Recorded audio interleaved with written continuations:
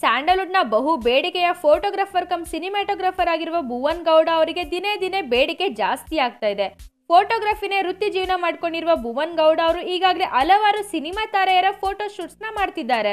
ರಥಾವರ ಚಿತ್ರದ ಮುಖಾಂತರ ಫೋಟೋಗ್ರಾಫರ್ ಇಂದ ಸಿನಿಮಾಟೋಗ್ರಾಫರ್ ಆಗಿ ಪ್ರಮೋಷನ್ ಪಡೆದ ಭುವನ್ ಗೌಡ ಅವರು ಈಗ ಪುಷ್ಪಕ ವಿಮಾನ ಚಿತ್ರದಲ್ಲಿ ಡಿಒಪಿ ಆಗಿ ಕೆಲಸ ನಿರ್ವಹಿಸುತ್ತಿದ್ದಾರೆ.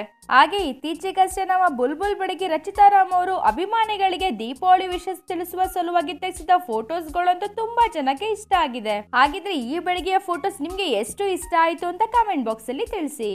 ಈ ವಿಡಿಯೋ ಕ್ಲಿಪ್ ನಿಮ್ಗೆ ಇಷ್ಟ ಆಯ್ತಾ? ಇನ್ನೇನು ನೋಡ್ತಿದ್ದೀರಿ? ಬೇಗ ಲೈಕ್ ಮಾಡಿ, ಬೇಗ ಕಮೆಂಟ್ ಮಾಡಿ.